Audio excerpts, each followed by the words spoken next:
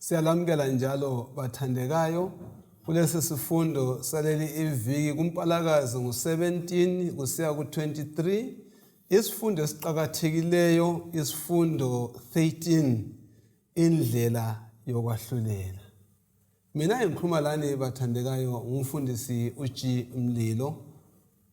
Salibonani izihlobo ezithandekayo ngegama lenkosi yethu Jesu. Siyabonga ukuhlangana njalo kusifundo lapho uNkulunkulu afuna silungiselele impilo yethu yokwamukela uJesu zamasinyane. Okhulumayo ngumfundisi Ndebele.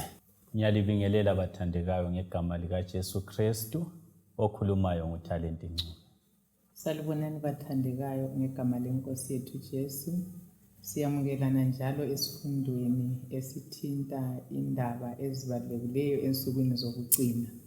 Okhulumayo nguMsisi Siboneni Mhlanga. Asithumezeni sibe nomthandazo. Baba wethu othandekayo okhona ekhaya ezulwini, kalihlonitshwe lidunyiswe igama lakho. Siyalibonga elinye ithuba lokuthi sikuzwe ukhuluma ezimpilweni zethu. Siphile esikhathini sokugcina lapho isitha sisilwa kangaka lelizwi lakho. Sicela usambulele imfihlakalo njengabantu bakho ukususinika amandla okuyamukela la ukuyiphila. Silungele ukuza kwakho kwesibili ngoJesu siyabonga, amen. Amen. Siyabonga bathandekayo ekuhlanganeni kwethu kuleli iviki sikhangela indlela yokwahlulela. Indlela yokwahlulela. Indlela phela iluhambo, uthatha le ndlela welapha yiziphi lezo ndlela zokwahlulela sasikhangela namhlanje. Akusifundele abaseKorinte besibili 5 ivesi lika-10. Ivesi ngo-10 ifunda kanje: ngoba sonke kumele sime phambi kwesihlalo sokwahlulela sikaKristu, ukuze lo amukele okumfaneleyo okwezinto azenzayo emzimbeni, langabe ngezinhle loba ezimbi. Uma kunento bangane bami enzima lebuhlungu lesatshelwa ngabantu abaningi ukuthi ngibize le court ngiyengena ekwahluleleni, uhluzwe vele umzimba awuchelesi ngoba kawukwazi bona isiphetho sabanjani sakuba yini. Leli ivesi liyasikhumbuza ukuthi sonke sakumele ukuba siye kumaphambi kwesihlalo sokwahlulela sikaKristu ukuze sonke samkeliswe okusifaneleyo njengalokho senzile. Indaba ethi ukwahlulela, indlela yokwahlulela yebo sayichaza ngaphambi kwabasobala kufika engqondweni zethu ngendaba ethi indlela yokwahlulela. Kufika umqondo wokuthi uThixo usipha ithuba elokuthi sike sihlolisiswe.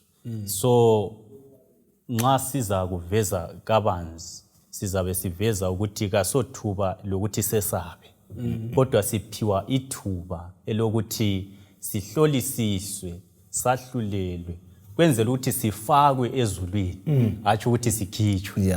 So yo umahluko obakhona, uThixo usipha i-opportunity eyokuthi sifakwe ezulwini ngapha. Siyabonga kakhulu. Kambe udaba lokwahlulela lwalukwe njani eBhayibhelini lonke na? Funa ngingayikhona lapho mina ngifuna ukuxhuma lapha achiye khona ukuthi abantu ukwehlula siyakwesaba, kodwa lapho umlimi ngevesi le uthi sonke sizakuba akulo zayekela. Kukhangelwa okuhle kumbe okubi. Oyenza okuhle ungena ekwahluleni ukuthi uyangeniswa kulokho kade kukhangela ukuthi ukwenzile, uwahlulele ngokulunga. Oyenza okubi ahlule ngokubi. So kuqhakathekile ukuthi njengabantu sikwazi ukuthi uNkulunkulu kusukela kuAdam le Old Testament yonke la ngapha bantu bazangena ekwahluleni, kodwa siphila njani ke ukuze ukwahlulela kungethusi nxa sokufika. Kusinika intokozo ukuthi kuyangichiya ngamukele engangikukhangeleli. Yikho ade ngifuna ukuthi hayi singesabi ihlobo ezithandekayo ukwahlulelwa nxa singahlala sikuKristu silahlulele ekwamukeleni lokho kade ukhathi sikwenze ngoba sikwenzile. Kodwa nxa singasayenzanga kuhle kuza sesabisa ngoba kuyicourt engisha ngisekami prison. Kathi kade kumele inje ngikhululekile selokhu ngiphakathi kokwahlulelwa okulungileyo nxa nguKristu Jesu. Wahluke ngaphi ukwahlulela kaNkulunkulu komhlaba na? OkaNkulunkulu, uNkulunkulu kasomuntu olesikhwili lofuna ukukhawulisa. Kodwa kumba othi ngifuna ukukujuma. Wendlalile ukuthi philani ngale indlela ukuze lithole impilo lena eyasukayo ngesono. Ngingayekela ukuphila ngaleyo mpilo, yikho ngizabona ngani kubuhlungu ngoba ngiyabe sengithola impilo ethunganyelwe yisono engisiphilileyo. Impilo ebuhlungu yokuyajeziswa. Kanti impilo ethunganyelwe ukulalela impilo naphakathi. Siyabonga. Bengithanda bana nanzele ukuthi uNkulunkulu ngeke wamcatshela. uJobe ngosenvesa kasisuthi ngiyanengwa yokuphila kwami angifisi ukuhlala kokuphela ekuya akuyekele ngoba insuku zami zingumoya nje. U1 John 3:20 la uyasifakaza kubana uNkulunkulu ngeke wamcatshela. Ungazifithi izono zakho umhlaba kunganjani ungazwakwazi kodwa ngeke kanjani wamcatshela. Well, asike sikhangele isifundo sethu indlela zokwahlulela ngamafitshane lelivi. Uma sikhuluma ngendlela zokwahlulela mase simhlanga ngamafitshane kuyini ngamafitshane esikukhangeleleyo kubana sekufunde iviki lonke naleli kundlela leyo mbe iprocess naleyo ngesilungu. Mana ngiqale ngivume mfundisi ukuthi leli iqiniso lokwahlulela elifundiswa liBhayibheli ngelinye lamaqiniso elingamukelekiyo eSkristu kalifundiswa kho abantu bengabizwa lokuthi kabasuku ukuthi bakwesaba ukwahlulela. Umfundisi uthinta indaba yokuthi ukuphila kwethu kuzacacisa ukuthi siya ngapha siya. So leli liqiniso balalelo okufanele ukuthi silazi futhi silamukele ngoba likhona elizwini likaNkulunkulu. Uphendula umbuzo kaMfundisi. I-process yokwahlulela ilezigaba ezintathu. Esiyafunda ngazo iviki yonke. Ikho sithe i-process akusoze kuhle kwahlulelwe kanye kuphela. Kulokwahlulela kwakuqala okuza kwahlulelwa bonke abamamukeleyo uJesu njengenkosi engakabuyi. So ukwahlulela vele umfundisi vele kumele ukuthi kwenziwe loya owahlulelayo umvuzo engakawamukeli ngoba yikho kuzatsho ukuthi ngumvuzo bani okumele uthole. So kulokwahlulela okuza okwenzakala kaThesi uJesu engakabuyi. Lokho okwabavumileyo ukuthi uJesu uyinkosi. Kube sokusiba lokwahlulela okuya kwenziwa ngesithuba abangcwele besezulwini kuthiwa i-millennial judgment 1000 years liyana abangcwele besezulwini kulokwahlulela thize okuza kwenzakala and kuzaba yikwahlulela kwalabo ababe benze isono. Then kulesigaba sokugcina ke esokuthiwa i-executive judgment. Lokho kuyakwenzeka yes kwabalahlayo ekupheleni kweminyaka eyinkulungwane iJerusalema elitsha selisehla livele ezulwini ababi bevuswa besamukelisa umvuzo. Bathandekayo yilezi zinto ezathi sizifunde iviki lonke njengalokho esetshilo okamhlanga ukubana sakhangela ukwahlulela uzakwenzakala uJesu engakabuyi oza kuthatha indawo eminyaka enjani eyinkulungwane oza kwenzakala emva kweminyaka enjani eyinkulungwane. Ukwahlulela lokho sawuthinta kabanzi sibisibisa ukuchasiswa konke. Akusifundele uDaniel 7 verse ka 22 sizobana ithini. Daniel 7 verse 22. Daniel 7 verse 22 ithi ukwaze kwafika uSimakade wabalamulela abangcwele bakhe ophezu konke ukwafika isikhathi abawuthatha umbuso. Bamukeliswa njani umbuso? Kuyini okuzwayo lapha kaNcobi ngaleli verse? Kwaze kwafika oyiSimakade wabahlulela abangcwele bophezu konke kwafika isikhathi sokuba abangcwele bawuthathe injani umbuso. Nxa sicabanga ngokwahlulela kuyini okufika kumqondo zabantu abaningi ikakhulu nxa sikhangela uDaniel 7 verse 22 usincedisa njani ukuzwisisa okuqondwe yikwahlulela? Yes, ngizathatha iside lele lokuthi bamukeliswa umbuso. okuthi ukuthi umbuso wamukeliswa labo abanqobileyo ngoKristu. So ngalesi sikhathi ngathi esiphila kuso okuqhakathekileyo yikunqoba ngoKristu ukuze samukeliswe umbuso. Ukhona lokukhuluma lapho? Engibuzisayo uNcube sivula isifundo ke wathinta indaba yokuthi kungathinta indaba yokwahlulela secabanga ukuthi indaba yokulahlwa. Right. Kodwa uvesi ngo-22 lo uyasivezela ukuthi indaba yokwahlulela izindaba ezimnandi kwabasindiswa. Yes. Ngoba ivuma ukuthi bamukeliswe umbuso. ekupheleni kwakho. So indaba yokwahlulela ayikho ekulahleni abantu. Kwesinye isikhathi siyacabanga ukuthi kungabe le babandleni kwesinye isikhathi silethe indaba le ungani uNkulunkulu udinga sibili uzo zokuthiwa nge-terrible exactness ungani uNkulunkulu udinga isici ukuzalahla abantu. Kodwa indaba le ngoba ungakhangela i-context mfundisi vele izakhuluma phambili ngophondo ngokusebenza komhlamuki kaNkulunkulu ibisiletha indaba yokwahlulela ibisiletha indaba yabasindiswe. So indaba leyi yokwahlulela ingeyokuveza ukuthi izindaba ezinhle ngoba at the end of the day abangcwele bayakwamukeliswa. Ngifuna sibe kwathi kule mpikiswano kusukela kwangena isitha yikho lapha kuthiwa yi-final judgment kwahlulela kokugcina. Yes. Kumele uNkulunkulu isimilo sakhe sivele ukuthi unguba lokulunga kwakhe kuvele ukuthi hayi kayisuye owaletha isono ngubani. So abalungileyo nxa kukhulunywa ngokwahlulela bayathokoza ukuthi bahlulela benikezwa impilo. Wayelababi bazabona ukuthi ukuphikisa uJehova ukwahlulela kwakhona kunzima isijeziso. So kuyabe kubuhlungu abalile ukuphila ngempilo efanele. Kule ndlela ezimbili uSathane asebenza ngazo. Eyakuqala umuntu okhuluma ilizwi yawaqamba amanga sibili. Bona ukuthi uqambile amanga into ezingekho ngapi eBhayibhelini. Esibili ukuthi umuntu oleqiniso alikhulume endlela engayisiyo. So lapha siyatshengiswa ukuthi nxa sikhuluma ngokwahlulela mana it specifically investigative judgment kakungabi lithuba lokwethusela abantu ukungani uThixo uthi ngifuna ukulikhipha ezulwini. Kakube yikutshengisa ukuthi uThixo sipha i-opportunity yokusifaka ezulwini okuvunywa kwezono. Siyabonga. uMateyu 25 verse 31 kusiya ku46 imbani siyayazi ngamakhanda. Lo John 5 verse 21 kusiya ku29 uJesu kula amavesi watshengisa njani indlela yokwahlulela lokuhlungula abathi ngesilungu i-vindication ekwahlulelweni kokugcina. Manje sike sakuthinta kunye kwangikhona singakugcwalisa kulapha veza khona ukuthi nxa into umuntu isiza iza kwehla ibisihlala esihlalweni sayo ibisihlukanisa abantu beya ngamaqula amabili. Okwehlukanisa abantu yikulunga lokungalungi. uJesu uyendlalile ngesiphambano wathi philani ngalindlela liluhlu lukaKristu lolo abaza kuyahlulela ngokusindiswa.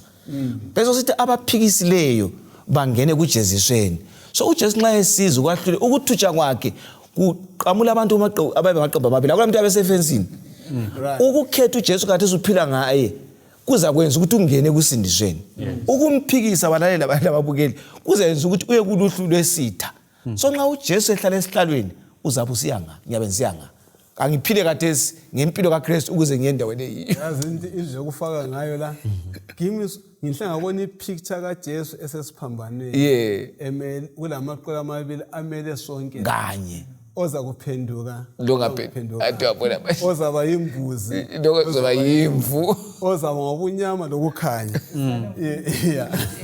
Thinto ngifundisa ithi lapha kuJohn 5 elithi verse 29 uthi baza anti uverse 28 uthi kakumangalisi lokhu ngokuba siyeza lapho kuza kuthi bonke abasemathuneni abo bazalizwa ilizwi layo. U29 abesesithi baphume labo abenze okuhle bazavuka baphile nalabo abenze ububi bazavuka balahla. Amaqala amabili njalo angene. Futhi siyahlulelwa ngani kusinika la sahlulelwa ngemisebenzi esikwenzile senzeni yona le ikakade ngifuna ukufithizela. Amen. Kodwa khonokho mfundisi kungasiletheli ukuthi sicabanga ukuthi sisindiswa ngemisebenzi ukuthi sengizazama ukuthi ngenze kuhle nginceda abaguli ngisenzele ukuthi ngisindiswe kodwa konke imisebenzi emihle impumela impumela yokuthi sengisindisiwe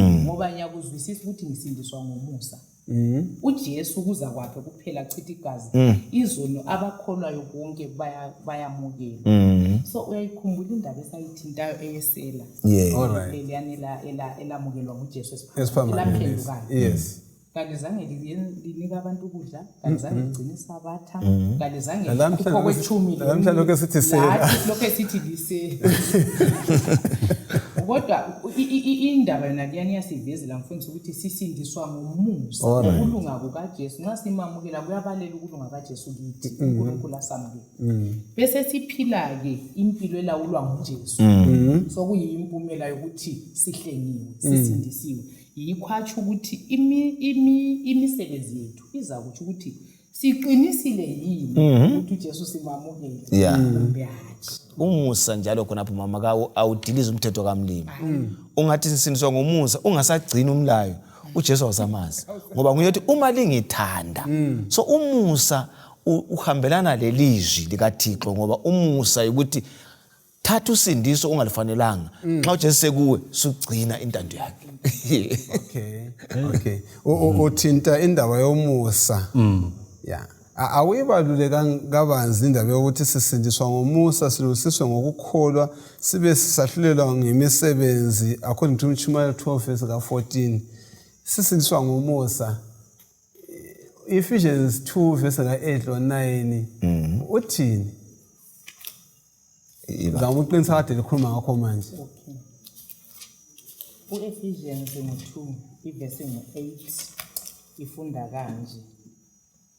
Ngoba lisindisiwe ngomusa ngokukholwa njalo lokhu akuveli kimi kuyisipho sikaNkulunkulu. Elinye iBhayibheli lithi akuveli emsebenzini. Hayi ngemisebenzi ukuze kungabi lozazi ncoma. Ukuthi ngihambe ngayachumayela uqondile kakungisindisi nguJesu ongisindisayo okwenza ngichumayele nguJesu phakathi kwami angaphuma ngeke ngichumayele ungabona ngichumayele ngekho hayi ngichumayele enye indoda le nchumayele yakho iyabe kana Jesu. So kuqhakathekile ukuthi nxa ngisenza imisebenzi emihle mangibambe ongiyothungamela imisebenzi emihle uJesu nguye kumele ngihambe ngimgagadlele kube kusiba lempumela kaKristu phakathi kwami. Yikho Paul 1:21 uFilipi ethi kimi ukuphila nguJesu ukufa inotho. Nxa ngiphila nguJesu ooperate impilo yami ngingalala sembhenkiwe ngimele uJesu amvusa sikhaya. Uzwisisa ukuthi kasisindiswa ngemisebenzi sisindiswa ngomusa. Pho amandla okulahlwa lokusindiswa ayeme kubani? Ayeme kimi. Ngifuna ukugcizelela nje umqondo wethu lo ngokukhangela i-investigative judgment yona ngokwayo ukuthi anti kulamabhuku amathathu akhulunywa kuDaniel chapter 7 lapha elakuqala lilibhuku lokuphila leli yikho ubhalwa khona wonke oseyamukela ubani uJesu njengenkosi lomsindisi. Then kube sokusiba lebhuku lesi-2 isibhuku lesikhumbuzo ngenxa yokuthi usubhaliwe ebhukwini lokuphila ngokwamukela uJesu imisebenzi yonke emihle sibhalwa ebhukwini lesikhumbuzo. Then kube sokusiba lebhuku lesi-3 ibhuku le-record yezono. So ibizo lakho ku-investigative judgment liyabizwa talent incube yes uyamukele uJesu njengenkosi lomsindisi kakusabuya ebhukwini lesikhumbuzo so kubuya ebhukwini lezono. Ubephila ukuvuma izono yini kumbe ubesidla isitshwala kuphela. Tholakala ukuthi hayi ubephila engavumi izono engakhuleki kodwa ekhuluma ngoNkulunkulu kodwa engakhulumisani laye. So nxa izono uNkulunkulu engakhulumisani nxa izono zilokhe zikhona nxa zilokhe zikhona ibizo lami selicitshwa encwadini yokuphila investigative judgment leyo esiphakathi kwayo selicitshwa encwadini yani yokuphila. le misebenzi sokumele icitshwe ngoba kasisindiswa ngemisebenzi kodwa sisindiswa ukukholwa kuthi imisebenzi yonke le kade ngiyenza ibi further on isono ibigcizelela isono ibingaphuduma kuJesu so nxa kuyikuthi bemphila ngomthandazo kuyacitshwa izono ngivuma izono zami kuyacitshwa izono bezisesulwa ibizo selisala likhona ngenxa yokuthi sisindiswa ngokukholwa yikho ibizo lisala likhona kodwa ukukholwa ongela msebenzi kufike nansi imisebenzi sisala ilokhe ikhona and it is immortalized to live forever. Siyabonga ukuchasisela okukhulu kangaka ungaqinisa ngoba uyaqinisa ukuthi vele sona leso silinganiso sokwahlulelwa yisiphi na uthinta indaba yaleyo mfundiso ukuthi lanxa labemhlabeni emakhoti omhlaba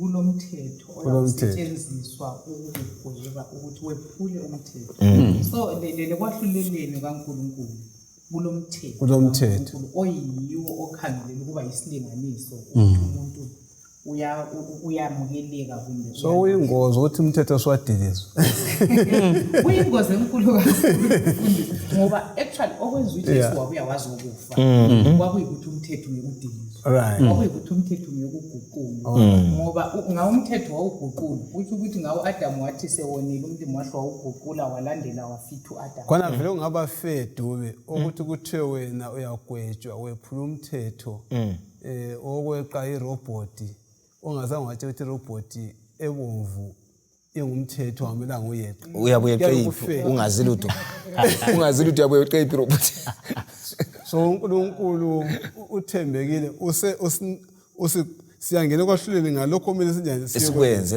asitshele khona ungakaqhubeki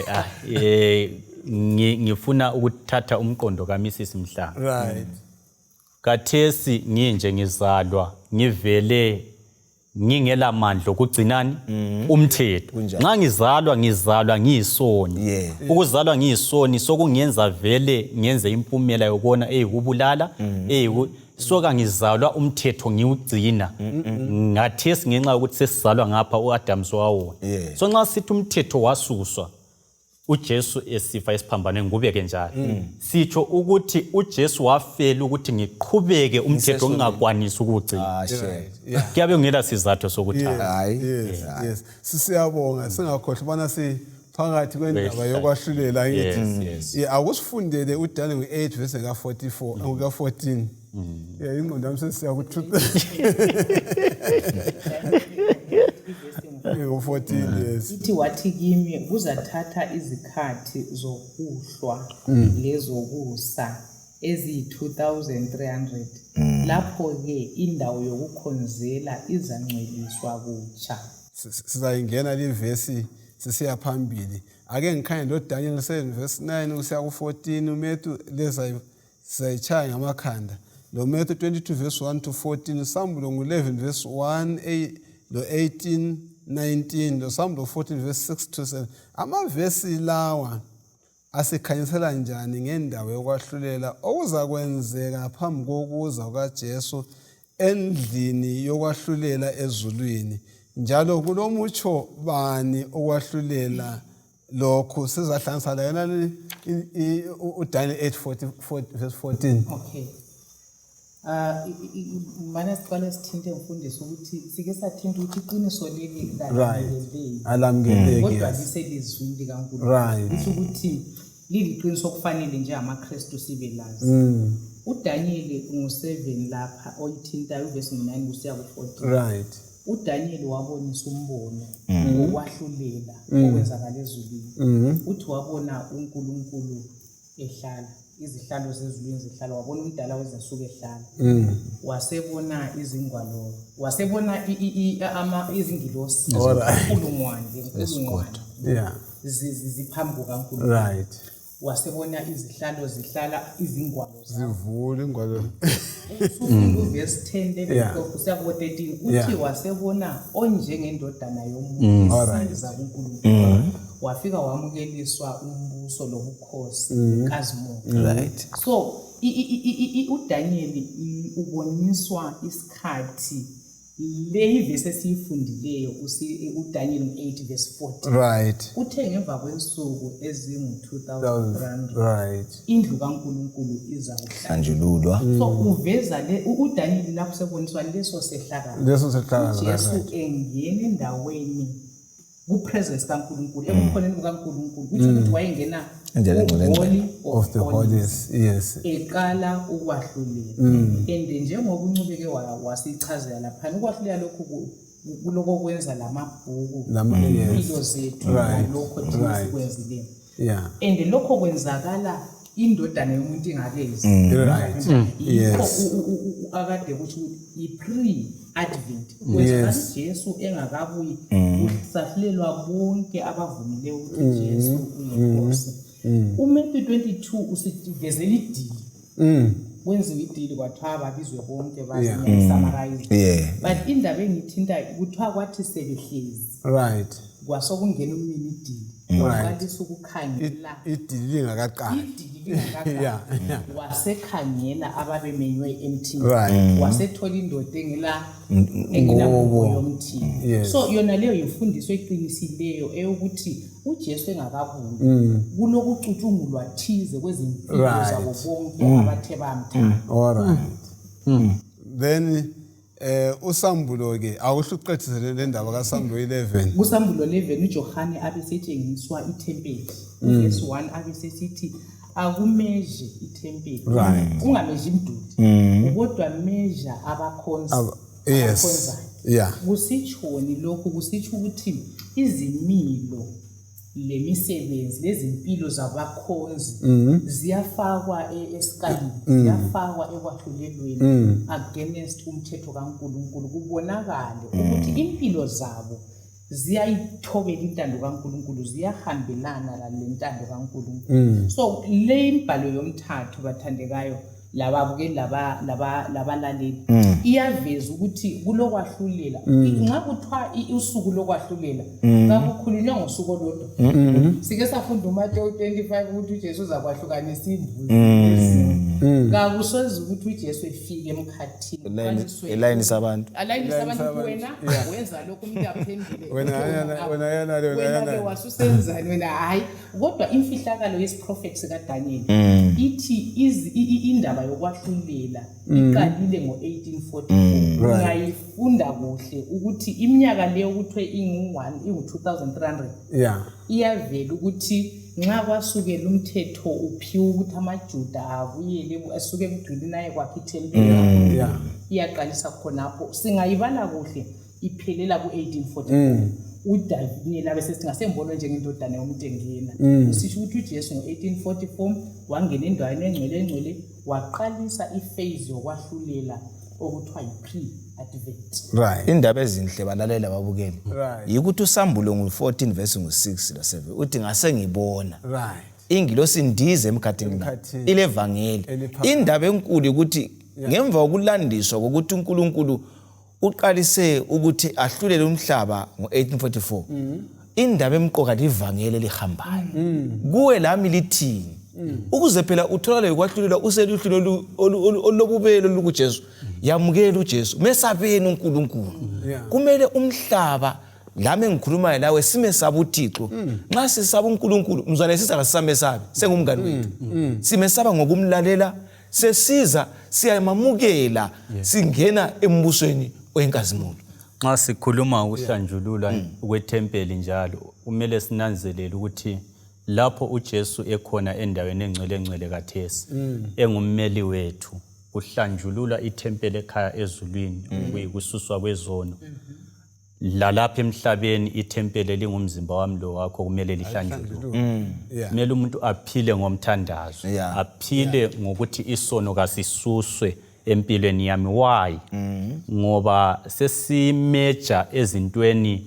ezingasusi isono ngitsho umuntu aphile ngokufuna izinto ezitemporary kodwa engelandaba lokususwa kwesono so Thixo kasisize isono sisuswe siyabonga ke lokho sokungithungamela ubana ngikhangele futhi okwenzakalayo ngalawo abafileyo uJohn 5 verse 28 lo 29 ufundisane ngovuko lwabafileyo ababi labalungileyo nxa siqathanisa lo Psalm 20 verse 4 kusiya ku6 umvuzo wokwahlulela utholakala nini? Ngingayifunda ukuze siyiphelele Yes. umbuzo wenu. uJohane 5 verse 28-29 uthi kakungalumangalisi lokhu ngokuba siyeza isikhathi lapho kuzakuthi bonke abasemathuneni abo bezalizwa ilizwi layo baphume, labo abenze okuhle bazavuka baphile, lalabo abenze ububi bazavuka balahlwe. Usambulo 20 ngifunda verse 11. 4 verse verse 4 usiya ku6. ngabona izihlalo zobukhosi okwakuhlezi kuzo labo ababephiwe amandla okwahlulela. Ngabona imiphefumulo yalabo ababequnywe amakhanda ngenxa yokufakazela kwakuJesu langenxa yelizwi likaNkulunkulu.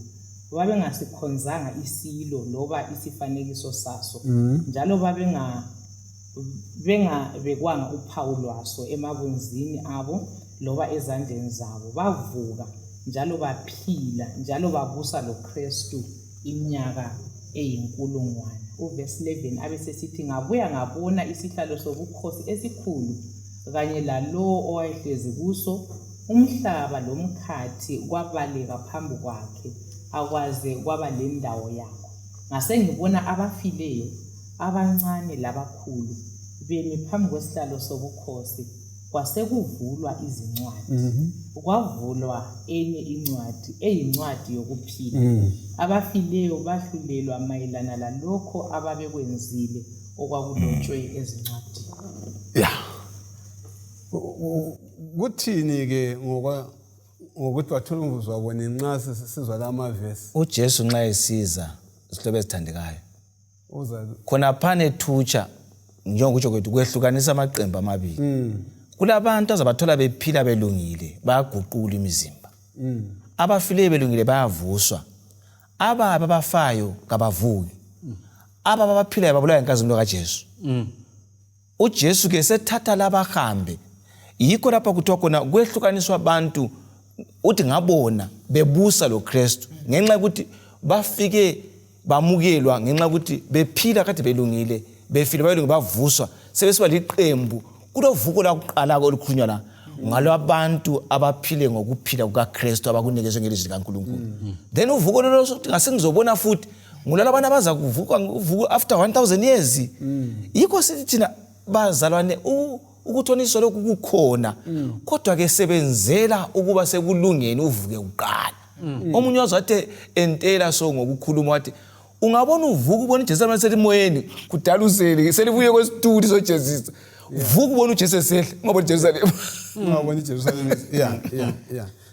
Ulwazi lethu lolu ngokwahlulela okuthatha indawo ezulwini kumele ube lendonsela bani kundlela esiziphatha ngayo sisaselapha emhlabeni. Ngibona kwakuthinta amafitshane ubana nxa kuhlanjwa ithempeli ngale lathi sinjani. Yes, alo mbuzo awumbuzo siziphendula thina soda balaleli ubana sesizwile ukuthi ukwahlula kuyathatha indawo kathesi uphakathi kuyenzakala kuJesu. Kulabantu awethuselwana ukuthi hayi ulande ukuthi azesi yena ufuna ukuthi asifake empilweni ngela kuphela. Ufuna ukuthi ukwazi lokho kuyakhipha ukuthi abantu baphile sengathi kakulanto eyenzakalayo. Kulabantu abacabanga ukuthi hayi akulandaba, kanti ke nxa ufunda kuhle uzathola ukuthi even umusa usuvaliwe. Anti kathesi ku investigative judgment likhuluma kathesi nxa sixoxa bese sikhuluma nge-millennial judgment 1000 years esiyangena kuwo.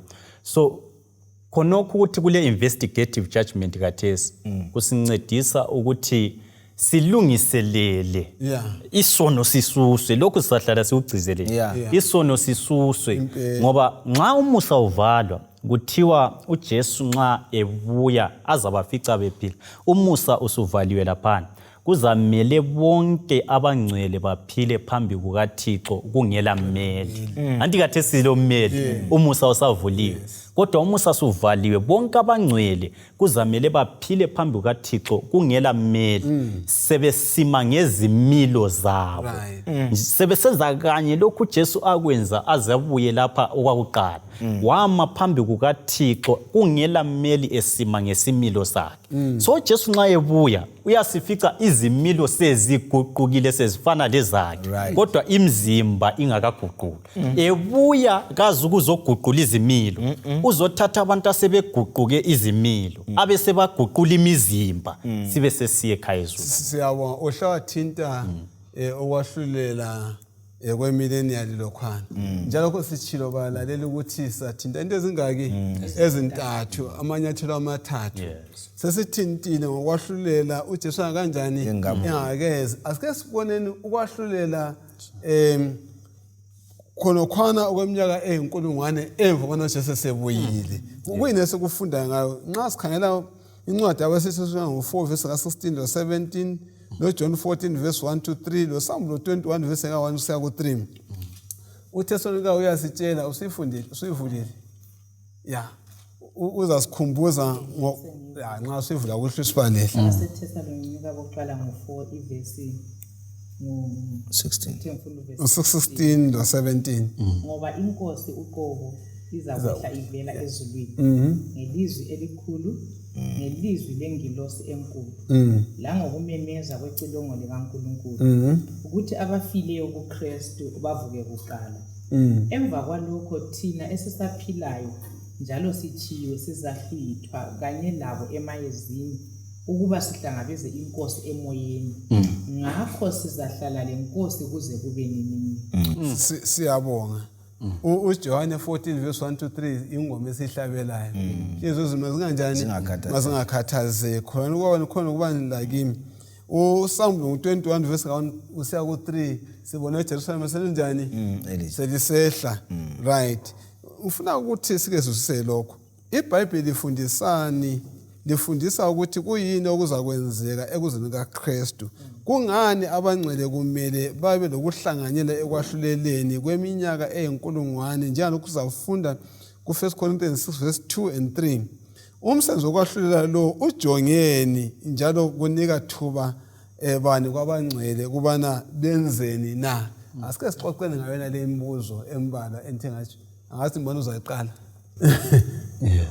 Incwadi yesiqedo kuyifunda kwabaseThesalonika iveza ukuthi okuyakwenzeka uJesu efika umfundisi kwakuthinta. Right. Abafileyo kuKristu lamaqembu mabili. Kulaba kuKristu labangekho kuKristu. So abafileyo kuKristu abazavuka kuqala. Thina siyabe sisasele esikuKristu sizaguqulwa uxwayeza kwelihlo kanye lalabo abavusiweyo bephiwe emzimbeni itsha sizahlangabeza inkosi emayezini. Right. Sibe sesisiba lenkosi lapha yabikhona. Yikho uJesu akuchiye ukuthembisile kuverse 3 kaJohane 14 sithi ngizabuya ukuzolithatha. So sihle yikho kuhle kuqalise khona iminyaka eyinkulungwane. Yes. Sesithi lapha ngicela ukufunda ivesi wesesixoxa esinikwe ngumfundisi uthe ku1 Corinthians la 6 ivesi 2 lo 3 ithi ngalazi yini ukuthi abantu bakaNkulunkulu bazakwahlulela umhlaba na. Right. Uma liza kwahlulela umhlaba kalenelisi ukwahlulela amacala amancane na. Verse 3 ngalazi yini ukuthi sizakwahlulela izingilosi pho sizakwehlulwa yini ukwahlulela izindaba zale impilo. Ayesixoxele le sabe why kumele sahlulela asike sixoxele. Yes, ku 1000 years ekhaya ezulwini njoba siphiwa eBhayibhelini ukuthi sawahlulela izingilosi ukususwa kwesono kuyabe sokuphelile. Kuyabe kwenziwe nge-investigative judgment. Nxa uJesu esiza ama-cases se-decided. Yes. Powerful. Powerful. Uza lo mvuzo kulabo abenze njani? Kuhle. Then sekuthathwa abangcwele babe sebesiya ezulwini 1000 years. Yes. Remember i-investigative judgment yana esidlule kuyo ibingayisiyo eyokubenefit uNkulunkulu ibingeyokubenefita thina uNkulunkulu uyazi thina yithi silama limitations so sesingale okunye kwezinto eziyabe senzakala okwakuqala ikutshengiswa icebo losindiso okunye yikuthi mhlawumbe ukhona uncube ubephila lapha engumKristu during investigative judgment ekhanye chumayela kodwa ezulwini kasanjani kasangena kuzamele kubonakale ukuthi kwakhona kungani uncube engangenanga khona kukhana kwenza ukuthi sivume ngoba sinjalo njengabantu ukuthi ukwahlulela ukaThixo kulungile so khonokho yikho engakuthatha nje lapha uthini ngokwahlela izingilosi yes so khonapho okunye kumele sikuzwisisa yikho esizaba le full authority yokwahlulela ingilosi ukuthi emva sesitshengisiwe konke sivume ngempela ukuthi ukwahlulela ukaThixo unjani kulungile ngempela ingilosi ezalandela isitha uSathani kufanele ukuthi zilahlwe siyabe sesikubonile ukuthi uNkulunkulu wazama kangakanani ukuthi azincenge lezi ingilosi zayala wazilandela kangakanani so kathesi kakula muntu othi engela Jesu abe lamandla phezulu kwengilosi ezawayo amadimoni alamandla ukudlula umuntu ongela Jesu kathesi ungawanqoba kuphela amadimoni nxa ufuna ukuthi anqotshwe ngokwamukela uJesu lawe ubalelwe kulabo abalohambo lokuthi banqotshelwe nguJesu bese siyabonga yes ngobe kuthiwa abanye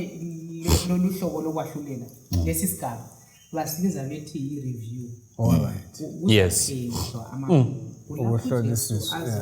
azasivezela khona ukuthi abantu njengoba uzinikile umzekeliso ukuthi ungabe ungekho yes kulapho kuzasicacela khona sibone ijustice kaNkulunkulu lokuthi ukwahlulela kaNkulunkulu kuphelele nge-evidence ngobufakazi obuzayo busezingwaleni ukuthi abantu babengani babengamaKristu ngomlomo kodwa impilo zabo ziphika amandla asindisayo ngicela ukuveza lokho mfundisi ukuthi ukuze umbuzo laphana wathi vele ukwahlulela kujongene okokuqala impikiswano kaLucifer ehlamuka kaNkulunkulu wathi uNkulunkulu igovernment yakhe inzima ilochuku uNkulunkulu umthetho wakhe uyijogwe abantu kanaki ngabo ikhona silesiphambano ukuthi uNkulunkulu ujongene ngomuntu so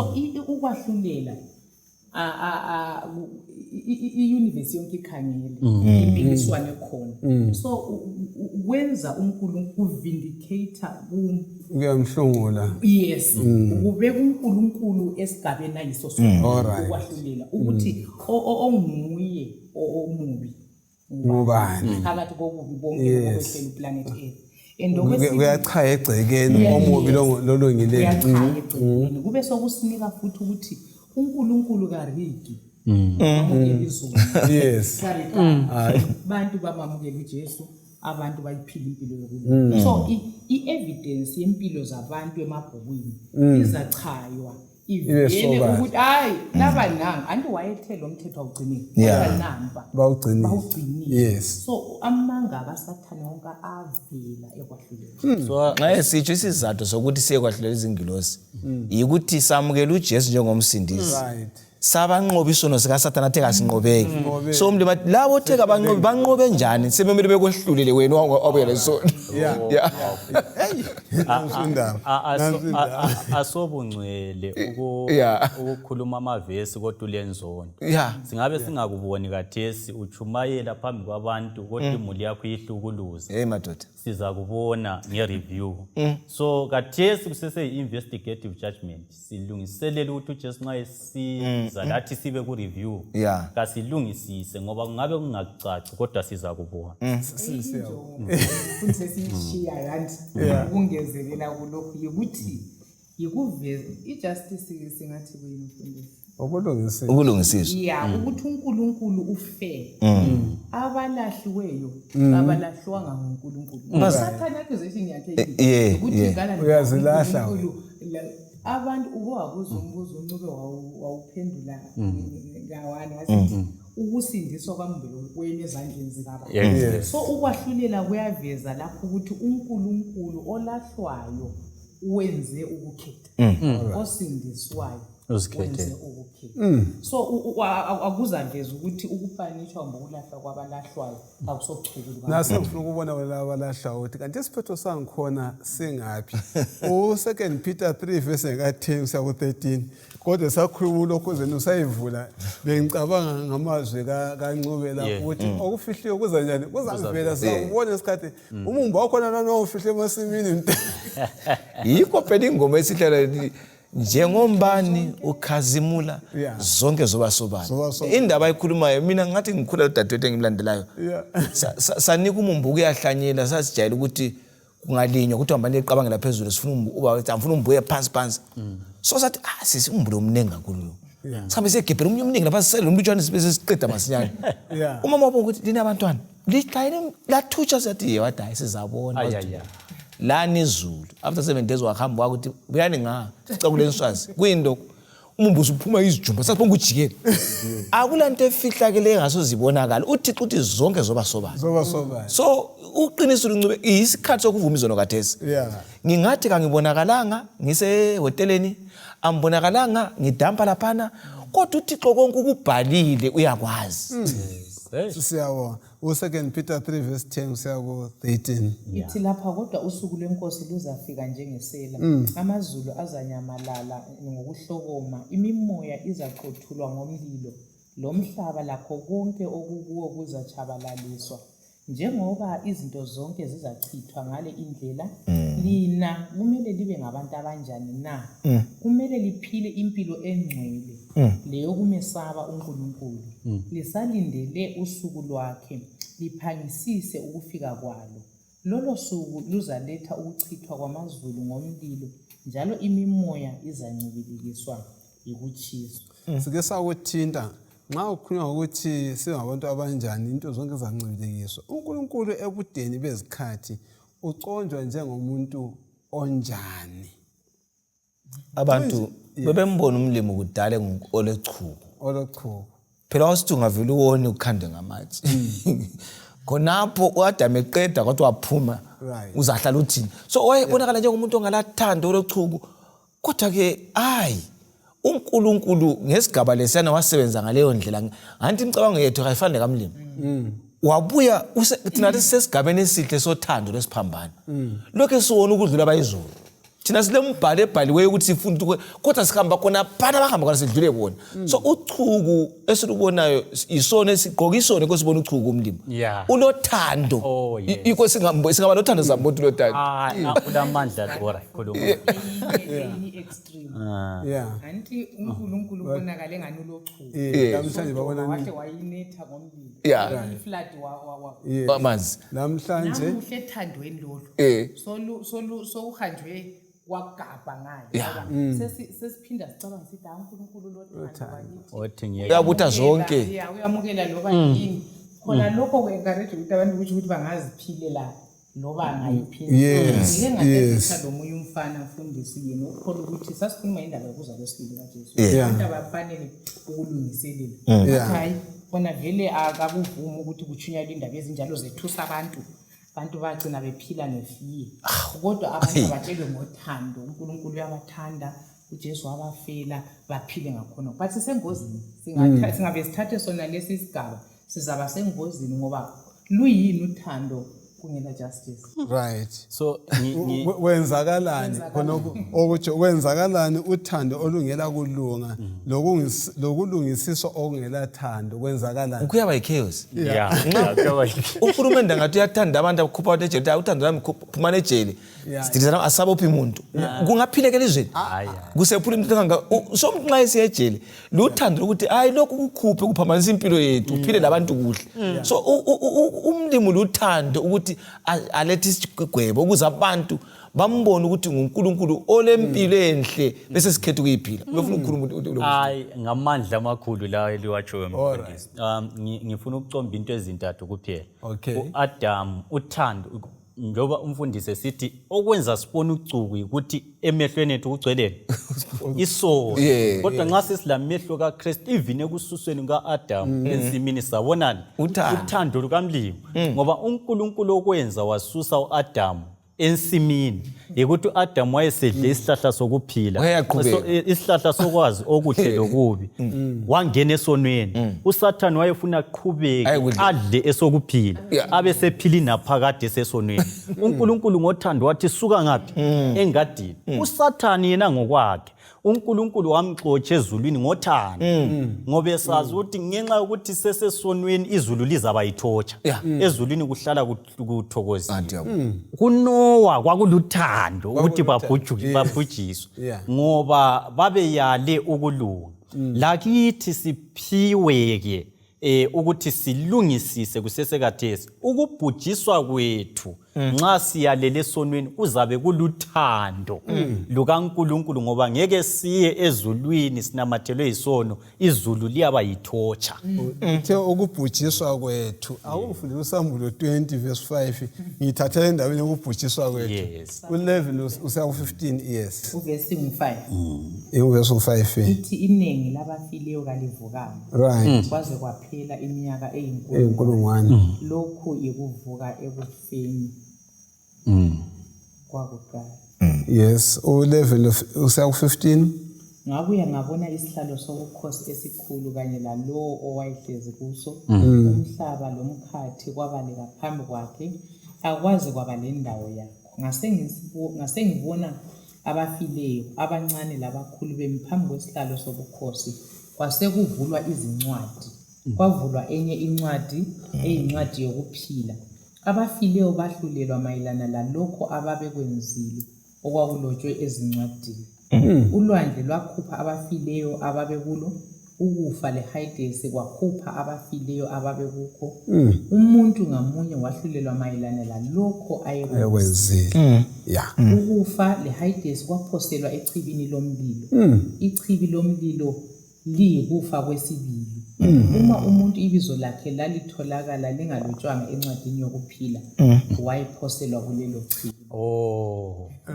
Madoda uThixo lothando kakhulu uyasipha ithuba asitshengise okuza kwenzeka ungezwa kuthiwa kule exam eyalikhayo licebo losindiso icebo lesindiso lalikha licacile ukuthi njengalokhu yanade sikuchasisa siqalisa ngale ukuthi ibizo lakho nxa selicitshiwe kusalizona ezizatestify against you nxa lingekho ibizo encwadini yokuphila sokumele utshiswe kodwa esiku-emphasizayo yikuthi nxa kubhujiswa lapha kayisikho ukuthi uThixo injongo yakhe primarily yikubhubhisa umuntu yikubhubhisa isono kodwa ngenxa yokuthi siyabe sinamathele emuntwini kuzamele umuntu laye abhubhe so sisaphiwe ithuba lokulungisisa. Siyabonga ukuyithatha le ndawo ubhujiswa kanjani kwesono sakhumbula kuzifundo ezedlulayo lapha bathana nxa umuntu esifa elungile uye eGehena nxa elungile uya eparadise nxa silalela amavesi la asilethela mbono bani ukuthi abafileyo basemathuneni right ngoba kuthe kuza kwenzakalana ekupheleni amanzi abanjani bavuka kusuka kulezo ndawo ngoba kuthe ithuna leHadesi kuza khupha abantu kuthi ukuthi akula muntu akulagehi nxa siphila kathesi futhi akula muntu othe ngafana aye paradise ngifisa ukuphendula omunye umbuzo lapho ukuthi kwenzakalani ekupheleni kweminyaka lapho ukwahlulela kwababi sekuphelile inkulungwane zeminyaka esiphelile abafileyo ngoba ivesi esiyifunde itheka abazange bavuka ababi kwaze kwadlula iminyaka eyinkulungwane so nxa iminyaka eyinkulungwane iphela ababi bazavuswa nguNkulunkulu kwayithinta unqubela phana ukuthi bavuka izimilo zabo zilokhu zinjani wagcine siyempini uyaqhubeke ngani uyabefuna ukuqhubeka kodwa ibisisithi lapha ungayifunda kuhle kusam yikho kuthiwa yi-executive sebesamukela umvuzo ukukhumbula kuJohane ngo-5 verse 29 bekungani abanye bathi besiya empilweni abanye behle beku kodwa kule minyaka inkulungwane phakathi so bavuka bamukela ukulahlwa abesesithi bayaphoselwa echibini lomlilo ungayifunda kuhle kusambulo ngo-2021 uthi ngase ngibona umlilo usehla sebevusiwe ngabona umlilo usehla uvele ezulwini wabachisa yikho kuthiwa ligehe so igehe kalikho namuhla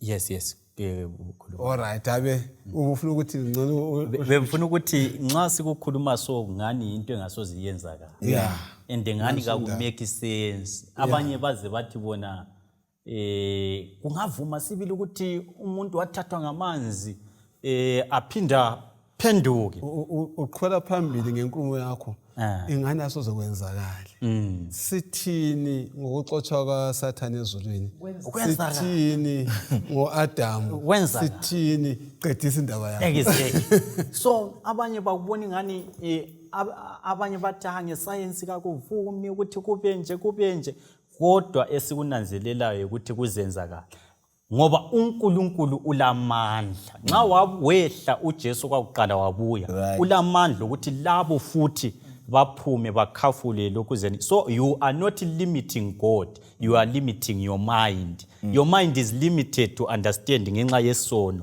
kodwa uNkulunkulu uyakwenza bengifisa singasali silokho sikhangele ichibi lomlilo uSathane lababi bebhidlizwa umhlaba lokuncibilikiswa mfundisi Dube akusichasisele lapho ukuthi njalo konke lokho kuzancibilikiswa kuchiswe yonke into kuyini uzakulandela ngemva kwalapho intokozo mfundisi amen yes lapho umhlaba umlimi wathi ngabona uJohn ngabona umhlaba omutsha lezwi elitsha right iJerusalema lizakwehla lihlale entabeni emhlanje kuthiwa ibisisendlaleka igcwala indawo yonke umlimi usephinda efaka abantu bakhe emhlabeni osuguquliwe wenzwa kakutsha ngifuna sibe kwazi balaleli yabukela ukuthi isono nxa saqalisa isizono sizaphela kasisoze sale sikhona sizaphela akunanto eqalisa engapheli Sathane wasungula isono waxoxwa uyakwazi ukuthi ngimele ukuqedwa kwaso uJesu nxa ebuya so asilindeni silethemba lokwenza ukulunga ukuze siye eJerusalema elitsha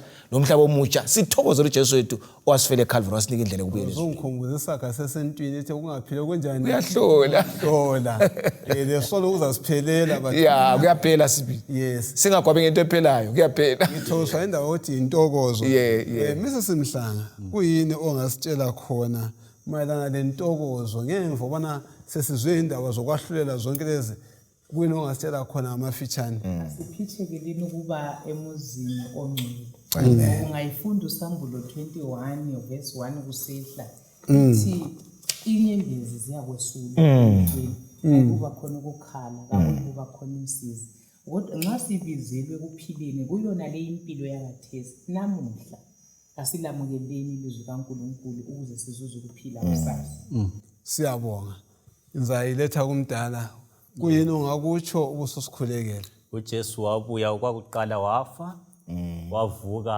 waya ekhaya ezulwini endaweni engcwele wadlula ngo1844 waya endaweni engcwele umusa uvalwa uyabuya azothatha abezindlu yakhe kuyiwe ezulwini for 1000 years kodwa idestination yethu kaSozulu siza kuphenduka emhlabeni omutsha uThixo ongela ama-potholes uThixo asenzele kuhle icebo losindiso limnandi kasithandazeni Baba wethu osezulwini siyabonga kusithungamela ngamandla kamoya oyingcwele sikhulekela ukususwa kwesono ezimpilweni zethu kwanda komusa lothando lokuba mnene ngegama likaJesu siyakhuleka amen